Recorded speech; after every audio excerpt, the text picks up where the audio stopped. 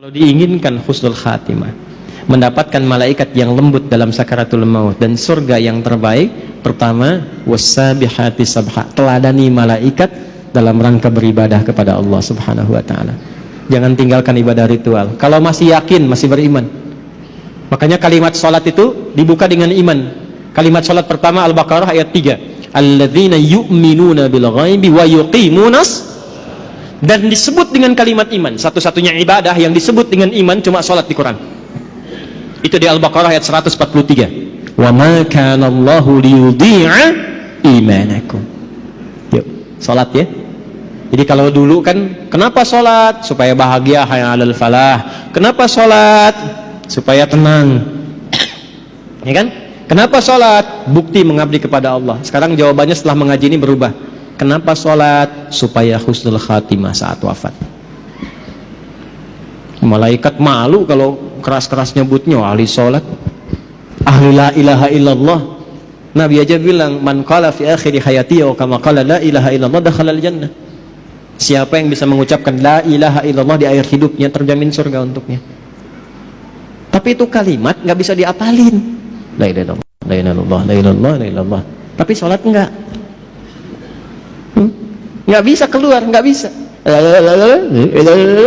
nggak bisa, susah. Nautinnya pun susah, nggak mudah. Siapkan dari sekarang.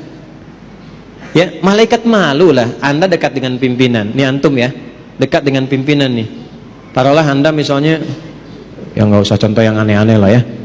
Di kantor dengan pimpinan tuh, keluarganya bos, masuk kantor, ya kan?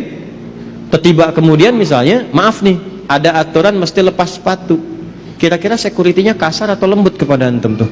Sedangkan sepatu antum kotor, pas mesti dilepas. Kira-kira saat diminta untuk dilepas itu dia akan lembut atau kasar menyampaikannya? Pasti lembut, karena antum dekat dengan pimpinan, keluarganya. Antum bukan siapa-siapa, sekantor nggak ada yang kenal, orang asing nggak jelas, pakaian juga nggak jelas, datang ke situ kotor semua. Terus maksa pengen masuk, kira-kira security bagaimana? Kencang, Insya Allah kencang. Antum sholat dekat dengan Allah, la ilaha illallah tiap hari, ibadahnya luar biasa. Masa malaikat mau kencang-kencang nyabut nyawa antum? Umar bin Khattab, kenal? Aduh, udah mulai aneh nih ya.